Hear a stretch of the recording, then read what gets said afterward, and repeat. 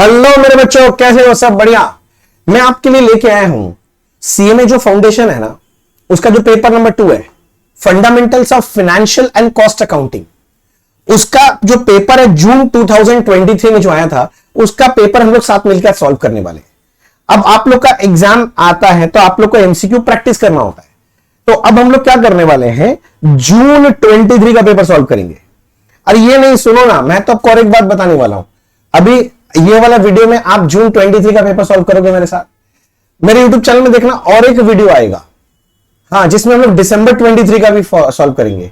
और आपके लिए गुड न्यूज है, इसके अलावा मैंने क्या किया ना, लास्ट 20 ईयर्स में जितने क्वेश्चन आए हैं सबको एक जगह करके मैंने उसका भी एक वीडियो अपने यूट्यूब में डालने का प्लान किया। तो आप देखोगे, आपको मिल जाएगा, मेरे यूट्यूब में जाके चेक करना, मिल जाएगा। नहीं मिलेगा तो मेरे से कांटेक्ट करना, मैं आपको लिंक दे दूंगा, वो क्लास कर लेना। अगर आपने ये जून 23 का पेपर कर लिया, दिसंबर 23 का पेपर कर लिया, और लास्ट 20 ईयर्स का जितना क्वेश्चन है उसका पीडीएफ भी आपको मिल जाएगा, डोंट वरी। ठीक है, वो सारा कर लोगे तो उसके बाहर कुछ आ ही नहीं सकता एग्जाम में। बस इतना करके चले जाओ, हो जाएगा। अपने दोस्त लोग को भी बोल दो। और ये वाला अगर जो जून 23 का पेपर आपको चाहिए तो हमारा जो वीडियो है ना, उसके डिस्क्रिप्शन बॉक्स में मैंने लिंक डाल दिया है, वहां से आप ये डाउनलोड कर सकते हो पेपर, इंक्लूडिंग आंसर। अभी हम लोग तो पूरा डिस्कस करेंगे और आंसर के साथ आप डाउनलोड कर सकते हो। डिस्क्रिप्शन लिंक में दिया हुआ है, ठीक है, उसको फिल करके आप डाउनलोड कर लो जल्दी से। ठीक है, आपको पेपर भी मिल जाएगा। ठीक है, चलो शुरू करते हैं, बिना देर किए ये शुरू करते हैं। Fundamentals of financial cost accounting, ये पेपर है भैया जून का, सीएमए फाउंडेशन का जून का। एक एक करके पढ़ते हैं। पहला क्वेश्चन बोल रहा है, provision for discount on debtor is created. Provision for discount किस पे, डिस्काउंट ऑन किस पे निकालते हैं? तो आपको याद होगा, आप लोग जब कैलकुलेशन करना सीखे थे तो डेटर का फिगर लेते हैं, उसमें प्रोविजन फॉर बैड डेट या डाउटफुल डेट माइनस करते हैं, उसके ऊपर परसेंटेज निकालते हैं। तो कौन सा ऑप्शन सही लग रहा है? बैड एंड डाउटफुल डेटर पे निकालते हैं? नहीं। इंसॉल्वेंट डेटर पे निकालते हैं? पागल है क्या? Total debtor after providing provision for bad debt? Yes sir. तो 1 का ऑप्शन नंबर सी होगा। Question number 2, copyright account. Copyright एक इंटेंजिबल एसेट है, एसेट मतलब रियल अकाउंट, तो इंटेंजिबल रियल अकाउंट है ये मेरा। तो कौन सा ऑप्शन सही लग रहा है? Tangible real? नहीं। पर्सनल अकाउंट है? नहीं। Intangible real? Yes sir. तो 2 का ऑप्शन नंबर सी करेक्ट है। मेरे साथ सब प्रैक्टिस करते जाओ बच्चे, जितना एमसीक्यू प्रैक्टिस करोगे उतना अच्छा होगा, और जितना मैं कराने वाला हूं उतना सारा अगर कर लोगे तो कोई आपको रोक नहीं पाएगा सर। एग्जाम में सारे के सारे 50 के 50 क्वेश्चन कॉमन मिला के आएंगे sir. Next, Arjun purchase goods for 25,000 for cash. ठीक है, एट 10% ट्रेड डिस्काउंट। तो 25,000 का माल खरीदा है, तो ट्रेड डिस्काउंट तो बुक्स में रिकॉर्ड नहीं होता, तो 10% ट्रेड डिस्काउंट 2500 रुपए हटा दो, तो सही मायने में हमने जो परचेज किया है वह 22,500 का। एंड 5% क्या बोल रहा है? 5% तो छोड़ा कर देते हैं, कैश डिस्काउंट। ठीक है, ठीक है, कैश डिस्काउंट है 5%, तो ठीक है, तो कैश डिस्काउंट है। ठीक है, आगे बोलता है purchase account is to be debited by. Purchase तो हुआ है 22,500 का, तो ऑप्शन नंबर ए, तो 3 का ऑप्शन नंबर ए होगा। कैश डिस्काउंट मत माइनस करना, कैश डिस्काउंट माइनस कर दोगे तो पेमेंट का फिगर निकलेगा। Next, residual value of asset is asset in turnover. Residual value क्यों निकालते भैया? रेसिडुअल वैल्यू निकालते हैं डेप्रिशिएबल अमाउंट निकालने के लिए, टोटल डेप्रिसिएशन निकालने के लिए। याद करो, original cost minus estimated residual value करके जो आता था उसको हमने बोला था ये डेप्रिशिएबल अमाउंट होता है, राइट? तो ये किस लिए आता है? Option number D, total depreciation. Book value निकालने के लिए? नहीं। Market value? नहीं। Sale value? नहीं। तो किसके लिए? Total depreciation. Goods purchase from A but wrongly entered in sales return book. तो परचेज था तो ये मेरा एक्सपेंस था, ठीक है ना। गुड्स परचेज फ्रॉम ए, मैंने परचेज किया था इसे, तो मेरा एक्सपेंस है।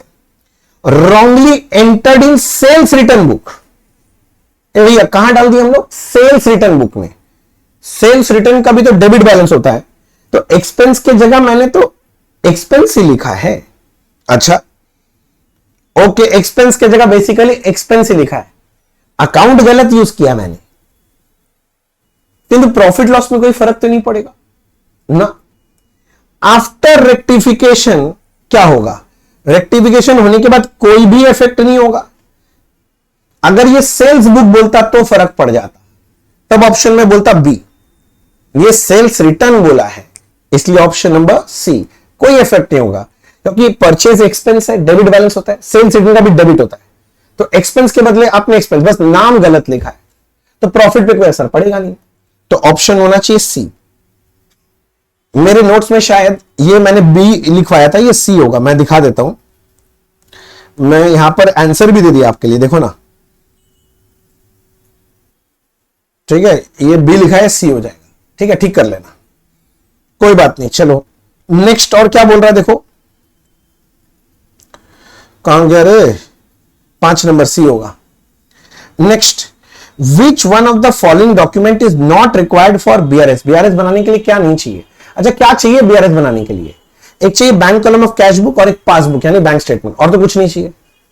तो बोलता है bank column of cash book चाहिए, बैंक पासबुक चाहिए, बैंक स्टेटमेंट चाहिए, प्रीवियस ईयर बैलेंस शीट नहीं चाहिए। बीआरएस बनाने के लिए प्रीवियस ईयर का बैलेंस शीट नहीं चाहिए sir.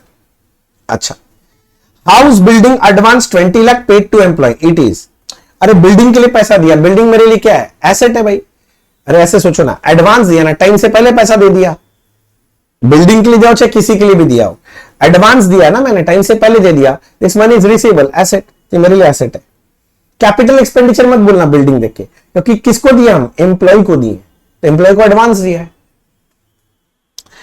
No adjustment is required while ascertaining debtor balance at the end of the period against, बोला जब डेटर का क्लोजिंग बैलेंस निकाले तो क्या एडजस्ट करने का जरूरत नहीं है?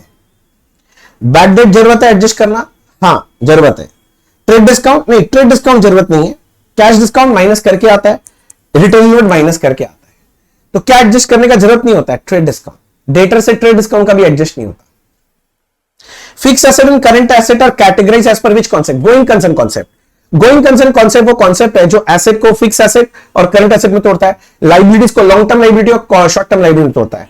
तो सही आंसर है ऑप्शन है option B, going concern. Next question number 10, a machine is purchase on 1 July for 14 lakh, ठीक है, expense incurred on carriage and installation 6 lakh, तो मशीन का ओरिजिनल कॉस्ट हो गया 14 लाख प्लस 6 लाख यानी 20 लाख का मशीन है। Calculate the amount of depreciation 20% पर annum according to straight line for the first year. Straight line हो गया ना, original cost minus scrap value, कुछ नहीं दिया। अच्छा ये सब तो लगाना ही नहीं है क्योंकि रेट दे दिया है, तो डायरेक्टली 20% लगाओ ना। और सुनो ना, एसेट खरीदा कब था? 1 जुलाई, ईयर एंड है मार्च, जुलाई अगस्त सितंबर अक्टूबर नवंबर दिसंबर जनवरी फरवरी मार्च, 9 महीना यूज किया तो 9 महीना का डेप्रिसिएशन निकलेगा। हाँ 9 महीना यूज किया है, भले स्ट्रेट लाइन है पर पहला साल 9 महीना यूज हुआ ना, तो 20 लाख इंटू 20%, ये एक साल का डेप्रिसिएशन 9 मंथ्स का इंटू 9/12, ये होना चाहिए 3 lakh. Option number B 3 lakh. Next, which one of the following statement is true? कौन सा ट्रू है? Comparatively is one of accounting concept, हम सुने नहीं ऐसा कोई नाम कभी। Accounting is concern with both monetary and non monetary transaction, नहीं, मनी मेजरमेंट कॉन्सेप्ट बोलता है सिर्फ मॉनिटरी ट्रांजैक्शन रिकॉर्ड होता है, नॉन मॉनिटरी तो रिकॉर्ड ही नहीं होता ना। Joint venture follows going concern, नहीं, जॉइंट वेंचर में तो गोइंग कंसर्न फॉलो नहीं होता, टर्मिनेबल नेचर का बिजनेस है। Financial statements are part of accounting, yes ये ट्रू है, ये बोला था कौन सा ट्रू है? ऑप्शन डी ट्रू है क्या, ठीक है ना। Next, bad debt recovered during the year, bad debt recovery कौन सा रिसिप्ट है? रेवेन्यू रिसिप्ट है, रेवेन्यू रिसिप्ट है, ये तो बहुत बार कर लिया होगा तुम लोग। Next, which of the following error is an error of principle? अच्छा मान लो मैं क्वेश्चन सॉल्व कर रहा हूं, वैसे तो मैं कोशिश कर रहा हूं सब बताने का, अगर आपके मन में कोई और डाउट रह जाए ना तो कमेंट बॉक्स में लिख के मेरे को पूछ लेना, मैं आपको बता दूंगा, ठीक है। विच of the following error is a error of principle? Error of principle मतलब when accounting is done in contravention to accounting principle, मतलब कैपिटल एक्सपेंडिचर को रेवेन्यू लिख दिया, रेवेन्यू को कैपिटल लिख दिया, तो वो सही रहेगा। तो मेरे को लग रहा है ऑप्शन नंबर बी होना चाहिए, पढ़ो। 5,000 paid to employ on installation of new plant, तो प्लांट में डेबिट होना चाहिए, डेबिटेड टू वेजेस, तो एसेट की जगह तुमने एक्सपेंस लिख दिया, तो ये आपने कैपिटल एक्सपेंडिचर को रेवेन्यू एक्सपेंडिचर बना दिया, तो ये प्रिंसिपल एरर है। फाइंड द करेक्ट स्टेटमेंट, पढ़ो कौन सा करेक्ट स्टेटमेंट है। Not recording a business transaction is a error of principle, अगर तुमने रिकॉर्ड नहीं किया तो एरर ऑफ ओमिशन बोलते हैं, गलत, मुझे करेक्ट बताना है। Charging a revenue item to capital is a compensating error, नहीं रे भाई गलत बोल रहे हो, रेवेन्यू और कैपिटल डाला तो एरर ऑफ प्रिंसिपल है ये तो। Writing a debit item on credit side and vice versa is a error of commission, हाँ ट्रू ट्रू, डेबिट का माल क्रेडिट में, क्रेडिट का माल डेबिट में लिखेगा तो एरर ऑफ कमीशन है, सही है। तो 14 का होना चाहिए option C. Next 15, expenses paid but not accrued means pay कर दिया किंतु अक्रू नहीं हुआ था, मतलब टाइम से पहले दे दिया, तो ये मेरा प्रीपेड एक्सपेंस है। Option number C prepaid. बोलो पहला 15 क्वेश्चन झपाझप हो गया। एग्जाम में भी तुम लोग को इतना टाइम देता है, मेरे इतना टाइम लगने का नहीं, फटाफट हो जाता है। Next 16, X sent out goods to Y costing 1,50,000, goods का कॉस्ट है 150, goods are to be sold at cost plus 25 on sale price. Cost plus 25 of sale price क्या होता है? Cost plus 25। तो कॉस्ट प्लस 25 मतलब सीपी एसपी प्रॉफिट, प्रॉफिट 25 है cost के ऊपर, तो सेलिंग प्राइस क्या होगा? 125। तो इसका अगर सेल प्राइस निकालो तो कॉस्ट को कॉस्ट से डिवाइड कीजिए, ये कॉस्टिंग था, सेल प्राइस पता करना है तो सेल प्राइस से मल्टीप्लाई कर लीजिए। तो अब सेल प्राइस क्यों निकाल रहे हैं? ऐसे ही दिया था तो लग रहा था निकाल लेते हैं, पता नहीं क्या मांगा है अभी तक। बोलता है the consignor asked consignee to pay advance for an amount equivalent to 60% of sale value. तो टोटल सेल वैल्यू अगर 187,500 है तो इसका 60% एडवांस होगा, तो इसका 60% करते हैं तो आएगा 112,500। अमाउंट ऑफ एडवांस कितना है? Option number D 1,12,500, 1,12,500। चलो question number 17, which of this account is not open in books of consignor. Consignor के बुक्स में कंसाइनर अकाउंट बनता है, हाँ। गुड सेंड बनता है, हाँ। कंसाइनी बनता है, हाँ। क्या नहीं बनता? कमीशन। कमीशन तो कंसाइनी के बुक्स में बनता है। बोला कंसाइनी के बुक्स में नहीं बनता, कमीशन नहीं बनता, वो तो कंसाइनी के बुक्स में बनता है। Okay 18, for closing stock held by consignee which account must be debited to. The closing stock के लिए हम लोग कंसाइनमेंट स्टॉक अकाउंट यूज करते हैं, तो option number A consignment stock.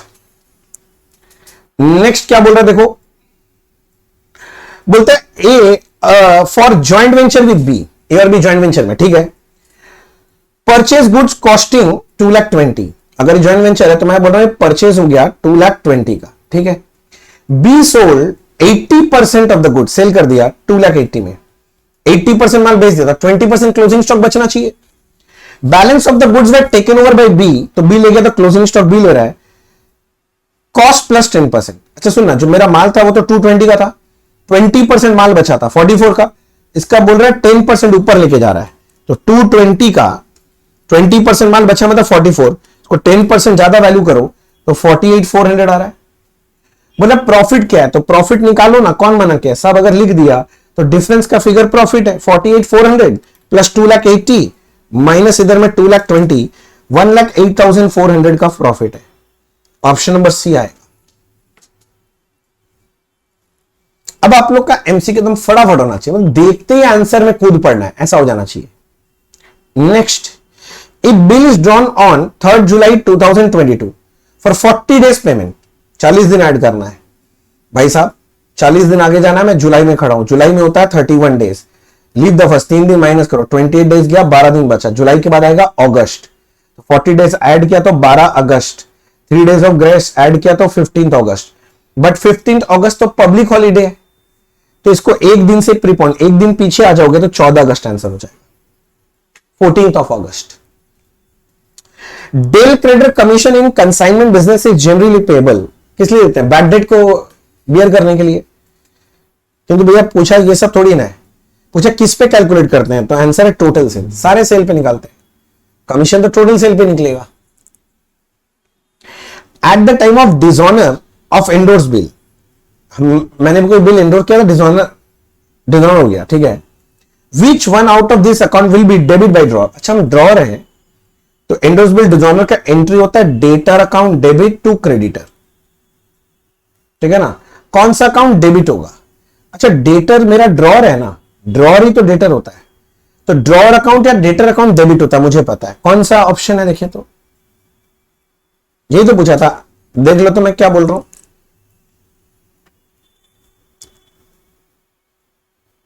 Drawer किसको डेबिट करेगा, ड्रॉई अकाउंट को या डेटर अकाउंट? ड्रॉर लिख दिया था मैं, ड्रॉई अकाउंट या डेटर अकाउंट, तो ड्रॉई, option number B.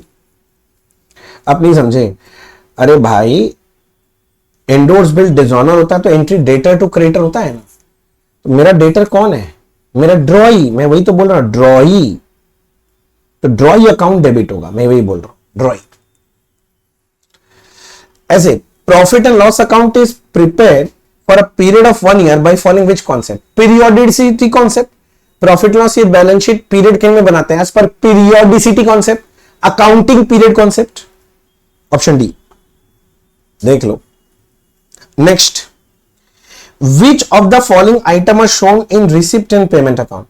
Receipt and payment में क्या दिखाते हैं? रिसिप्ट एंड पेमेंट में कैश रिसीव्ड और कैश का पेमेंट दिखाते हैं, भले वो कैपिटल नेचर का और रेवेन्यू, फर्क नहीं पड़ता। तो लग रहा है मेरे को डी लग रहा है, both the items of capital revenue which are received during the period of account. Received और पेड दोनों होना चाहिए, ठीक है। अब ऑप्शन में यही दिया तो यही लिखते हैं, डी। सिर्फ कैपिटल सिर्फ रेवेन्यू तो नहीं होगा ना, कैपिटल रेवेन्यू दोनों होगा, ठीक है। The manager is entitled commission 5% of profit after deducting this commission, मतलब आफ्टर चार्जिंग बेसिस हो गया। If the profit before such commission and interest on capital is, interest on capital 5000 is 89। अच्छा, profit before commission and interest on capital is 89। अगर मैं इसमें से interest on capital हटा दूं तो 84,000 प्रॉफिट बिफोर कमीशन बन जाएगा, और कमीशन है 5% आफ्टर चार्जिंग बेसिस, तो 84 का 5/105 यानी 4,000 रुपए का कमीशन होना चाहिए। ऑप्शन नंबर सी। 89,000 में इंटरेस्ट ऑन कैपिटल माइनस नहीं किया होता, तो माइनस कर दो, तो जो आएगा वो प्रॉफिट बिफोर कमीशन है, और प्रॉफिट बिफोर कमीशन में आफ्टर चार्जिंग में 5/105। सर बिफोर चार्जिंग बोल रहा तो 5/100 हो जाता। ये सब कराया हुआ डिटेल में फाइनल अकाउंट्स में, तुम लोग जो लोग क्लास किया है मेरे से। Sales, opening stock, closing stock are, देख जो लोग मेरे से क्लास किया अभी तक जितना भी किया सारा चीज हम लोग क्लास में डिस्कस किया हुआ है, एक पॉइंट नहीं जो डिस्कस नहीं हुआ है। Sales, opening stock, closing stock are 240, 36, 45 respectively. If the rate of gross profit and cost of goods sold is 25, CP, SP, profit 25 है ऑन कॉस्ट, सेलिंग प्राइस 125, बोला परचेज कितना है, तो मैं बोलता हूं सबसे बेस्ट है ट्रेडिंग अकाउंट बना लो। सेल्स दे दिया, सेल्स क्रेडिट साइड में आता है 240, ओपनिंग स्टॉक 36 दिया हुआ है 36,000, क्लोजिंग स्टॉक दिया हुआ है 45,000, बोला परचेज कितना होगा, जीपी पहले निकाल लो। सेल का फिगर अगर 240 है, सेल को सेल से डिवाइड करो, प्रॉफिट चाहिए प्रॉफिट से मल्टीप्लाई करो, मतलब 48,000। तो परचेज का फिगर बैलेंसिंग फिगर निकल जाएगा, परचेज का figure balancing figure 240 plus 45 minus 36 minus 48, 2,01,000। Option number C. तुम फॉर्मूला से भी निकाल सकता है, सब सीओजीएस का फॉर्मूला लगा के, अकाउंट बना के भी निकाल सकता है, जैसे इच्छा वैसे निकालो, आंसर आने से मतलब है। 27 जरा ध्यान से पढ़ो, यहां ब्लफ कर रहा है आप लोग को, पहले निकालना क्या वो पढ़ देते हैं। What amount will be shown as subscription outstanding at the end of the year in balance sheet? Outstanding कितना सब्सक्रिप्शन देना बाकी है, ठीक है। बोल रहा subscription received during the year 50,000, तो रिसीव्ड कितने रुपए का दे रखा है, रिसीव्ड 50,000, ठीक है। आउटस्टैंडिंग पूछा है, subscription outstanding at the beginning of the year 6,000, तो बिगिनिंग ऑफ द ईयर मतलब ये पिछले साल का क्लोजिंग यानी इस साल का ओपनिंग आउटस्टैंडिंग है, तो ये इस साल मिल गया होगा 6,000, पर ये इस साल के लिए नहीं मिला है, तो इस साल का कितना मिल गया, 44 मिल गया हमको, टोटल 50,000 मिला, जिसमें से 6,000 तो इस साल का मिला है, तो 6,000 पिछले साल का मिला है, यानी 44 तो इस साल का सब्सक्रिप्शन मिला है। Income of subscription 52, total subscription इस साल का 52 है, जिसमें से 44 मिल गया, तो कितना नहीं मिला, 8,000 नहीं मिला इस साल का, तो 8,000 आउटस्टैंडिंग है। अरे इनकम मतलब सब्सक्रिप्शन फॉर द ईयर 52,000 है, और टोटल 50 में 6,000 इस साल का नहीं मिला है, तो बाकी इस साल के लिए कितना मिला, 44, तो 52 में से 44 इस साल का मिल गया, तो इस साल का कितना नहीं मिला, 8,000, वही आपका अक्रूड या आउटस्टैंडिंग सब्सक्रिप्शन है। अच्छा question. The information for the preparation of receipts and payment account is taken from, information for preparation of receipts and payment account is taken from, receipts and payment is summarised cash book, तो cash book से आता होगा, cash book. Option number B, cash book. The manufacturing account is prepared, manufacturing account क्यों बनाते हैं, to find out cost of goods produced, to find out cost of goods manufactured, जो माल बनाया है फिनिश गुड्स बनाया उसका कॉस्ट निकालने के लिए। तो ऑप्शन नंबर बी है to ascertain the cost of manufactured goods manufacture, option B 29 B. ठीक है भैया, 50 में से 29 तो हो गया और 20 मिनट में हो गया अभी तक। गुड, आगे। Any revenue expense for which a separate fund account is available will be, जैसे प्राइस फंड है तो प्राइस अवार्ड क्या करते हो, प्राइस अवार्डेड प्राइस फंड से माइनस होता है, मतलब प्राइस फंड में डेबिट कर देते हैं जाके। तो आंसर सी होना चाहिए, debited to separate fund. Fund account में डेबिट हो जाता है मतलब माइनस हो जाता है। नेक्स्ट, जो लोग एलपीओ कर रखा है, याद करो फंड बेस्ड अकाउंटिंग मैंने सिखा रखा, पूरा डिटेल में सिखाया था, याद है? देखो आज काम आ रहा है ना। कुछ बच्चा लोग उस वक्त हमको बोला था भैया आप क्यों सिखाते हैं, देखिए इसीलिए। ये एक छोटा सा क्वेश्चन जानने के लिए, एक लाइन जानने के लिए वो 1.5 घंटे का डिस्कशन जरूरी था। Next 31, the receipts and payment account shows advance subscription 6000। अच्छा, रिसिप्ट्स एंड पेमेंट अकाउंट में एडवांस सब्सक्रिप्शन लिखा हुआ अलग से 6000, करंट ईयर सब्सक्रिप्शन 44,500। अच्छा, अलग से दे दिया है कि इस साल के लिए कितना सब्सक्रिप्शन मिला है 44,500, इसके अंदर एडवांस सब्सक्रिप्शन घुसा बनी है, करंट ईयर बोला, करंट ईयर। आउटस्टैंडिंग सब्सक्रिप्शन 4,500 इस साल का है। How much subscription credited to income and expenditure, तो इस साल के लिए मिला 44,500 है, इस साल का आउटस्टैंडिंग 4,500 है, तो टोटल होगा 49, तो करंट ईयर का सब्सक्रिप्शन है 49,000। समझ रहा है? लॉजिकली सोचो, रट क्या होगा तो गलत हो जाएगा ये क्वेश्चन। चलो ठीक है, एनपीओ डिटेल में देखना है तो मेरा यूट्यूब चैनल में दिया हुआ भी है एनपीओ का, अगर आप लोग क्लास अगर मेरे से नहीं कर रखे, करके रखे तो आपको पता है ये सब चीज। विच of the statement is true, कौन सा इनमें से सही है? बोलता है true, true. Fix asset minus current liability current asset होता है, पागल कहीं का। Discount and bill is a loss for drawer, हाँ ड्रॉवर के लिए तो लॉस है। गेन फॉर ड्रॉई, नहीं, डिस्काउंट एंड बिल से ड्रॉई का क्या लेना देना है। Profit and loss account covers a period and not the position of particular, हाँ ट्रू। प्रॉफिट एंड लॉस में उस पीरियड का रिजल्ट निकलता है, उस दिन का नहीं, उस साल का। ऑप्शन सी करेक्ट है, ट्रू बोला था। 32 का C. Closing stock appearing in trial balance is shown in, trial balance में अगर क्लोजिंग स्टॉक है तो बैलेंस शीट के एसेट साइड में दिखाया जाता है। ये वाला क्वेश्चन इतना फेवरेट है ना, हर बार देता है ये वाला, पता नहीं क्यों।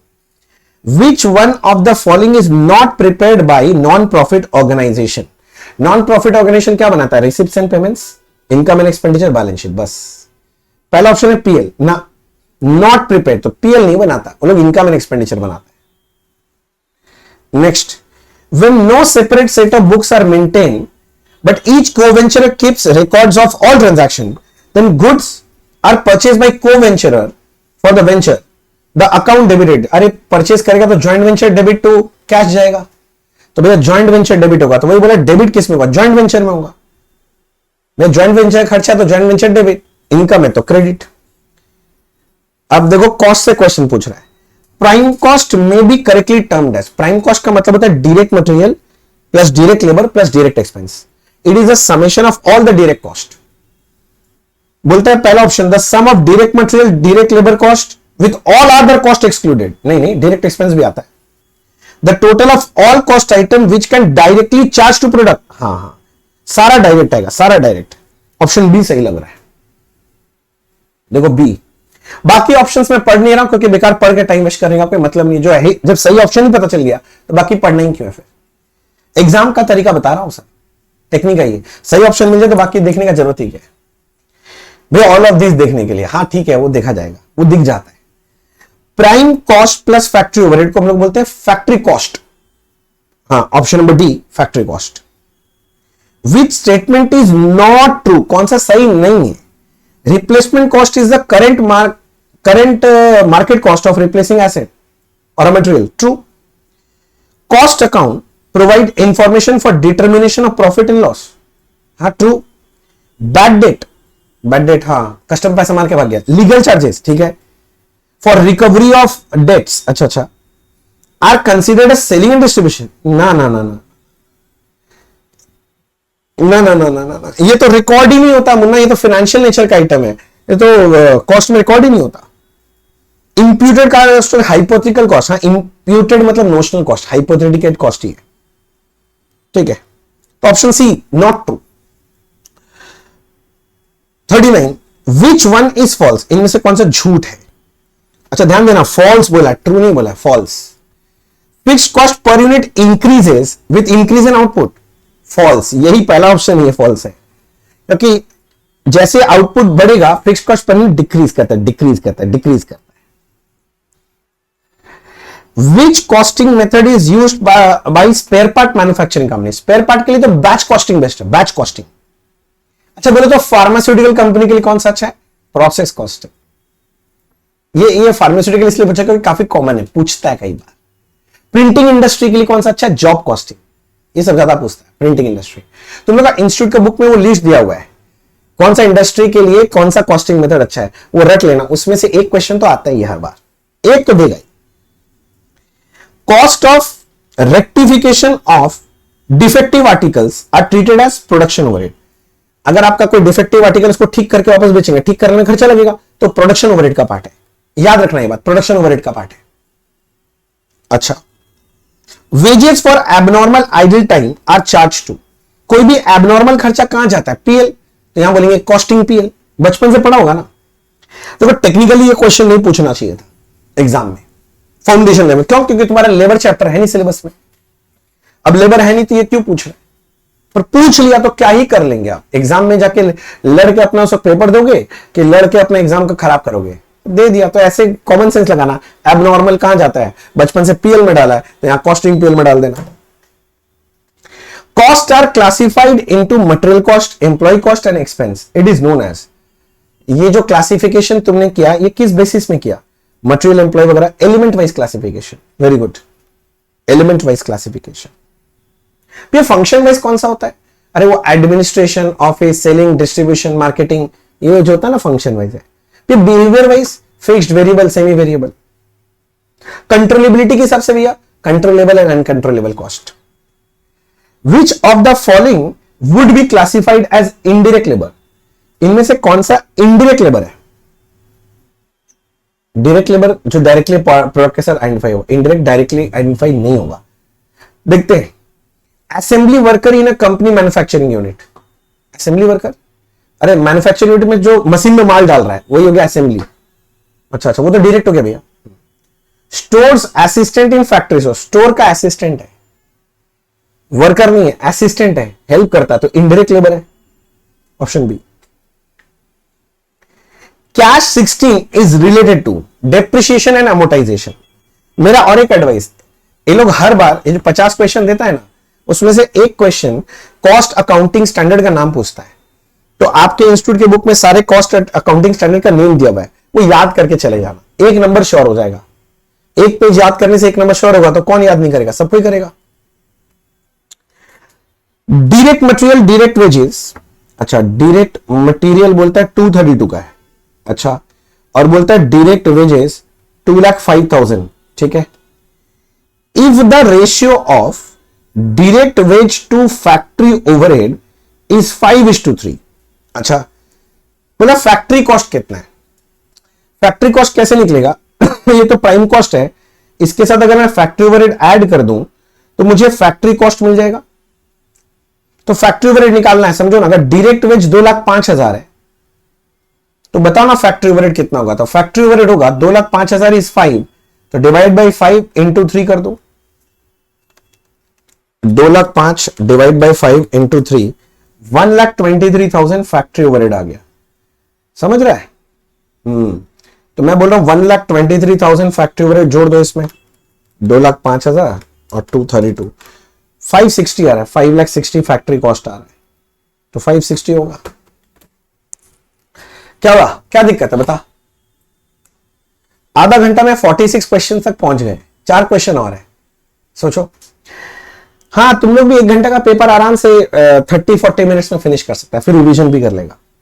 From the following information find out purchase of raw material when raw material consumed is 26,500, closing stock इतना और ओपनिंग अच्छा है। रॉ मटेरियल कंज्यूम का फॉर्मूला याद होगा, opening stock plus purchase minus closing stock. Raw material consumed है 26,500, opening stock दे रखा है 3,000, परचेज निकालना, ये तो दिया नहीं, क्लोजिंग स्टॉक दिया 4500, तो मैं परचेज अगर निकालने जाऊंगा तो 26,500 प्लस 4,500 क्लोजिंग माइनस ओपनिंग 3,000, तो जुड़ जुड़ के कितना हो रहा है देखें तो 26,500 प्लस 45 माइनस 3,000, 28,000 आंसर आ रहा है। ए तो नहीं है, बी नहीं है, सी है आंसर, सी 47 का ऑप्शन सी आएगा। देख लो 47 का ऑप्शन सी है, सी सी सी सी सी सी, हो गया। Next, cost of free sample and gift. Sample gift किसके लिए देते हैं? एडवर्टीजमेंट। एडवर्टीजमेंट किस नेचर का खर्चा है? सेलिंग, माल सेल करने के लिए सेलिंग ओवरहेड है। तो कौन सा ऑप्शन सही लग रहा है? Option number D, selling and distribution overhead. 48 हो गया। 49, which of the following items are not included in cost sheet? Cost sheet में फाइनेंशियल आइटम्स नहीं आते, बैंक इंटरेस्ट फाइनेंशियल आइटम नहीं आएगा, कैश डिस्काउंट नहीं आएगा, डोनेशन नहीं आएगा। Option D, all of the above.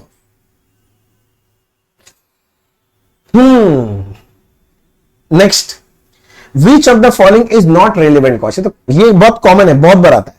Sunk cost, ये रेलिवेंट कॉस्ट नहीं है, क्लास में समझाया हुआ है। संक कॉस्ट मतलब जो खर्चा हो गया, जो खर्चा कर ही दिए, तो फिर डिसीजन लेने के लिए उस खर्चे का कोई यूज ही नहीं है, करने से पहले सोचना पड़ता है। खत्म खत्म खत्म। तो भैया हम लोग ये कौन सा वाला पेपर सॉल्व किया अभी? देख लो भाई साहब, फिर से जो लोग भूल गए हैं, ये हमने पेपर सॉल्व कर लिया कर लिया कर लिया कर लिया। कहां गए? बहुत सारा है, 50 क्वेश्चन है भैया, आ गया। हमने जून 23 का ये पेपर सॉल्व कर लिया बच्चे। मैं आगे बता रहा हूं, आप मेरे यूट्यूब चैनल में जाके सर्च करो, जून के बाद दिसंबर 23 का भी पेपर रहेगा। इसके बाद मैं एक एकदम नया डाला हूं वीडियो, जिसके अंदर हमने पुराने 20 इयर्स का क्वेश्चन डाल दिया है। इसके अलावा इंस्टीट्यूट का मॉड्यूल पूरा सॉल्व करके मेरे एक वीडियो डाला हुआ है, वो पहले डाला हुआ है, आपको मिल जाएगा, खोजोगे ना मिल जाएगा। सीमे फाउंडेशन मैराथन बोल के खोजना, तो उसमें मिल जाएगा तुमको, मैराथन बोल के खोजोगे तो। समझ गया मेरा बात? हाँ, मैराथन एक बार खोज के देखो, मजा आ जाएगा।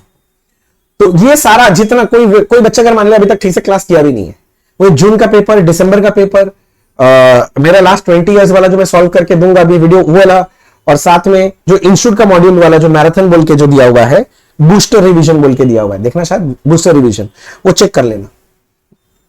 वो मैं कोशिश करता हूं डिस्क्रिप्शन बॉक्स में उसका भी लिंक डाल दूंगा, तो उसको और अकाउंट से 50 से 50 कॉमन मिलेगा, कुछ और नहीं बचेगा। ठीक है? और अच्छा हाँ, अगर आपको ये अभी तक का क्लास अच्छा लगा हो तो ये वीडियोस अपने दोस्तों के साथ जरूर शेयर करो। ठीक है? जितने भी सीएमए के दोस्त हैं ना, सबके साथ आप ये वीडियो पक्का शेयर करो, पक्का।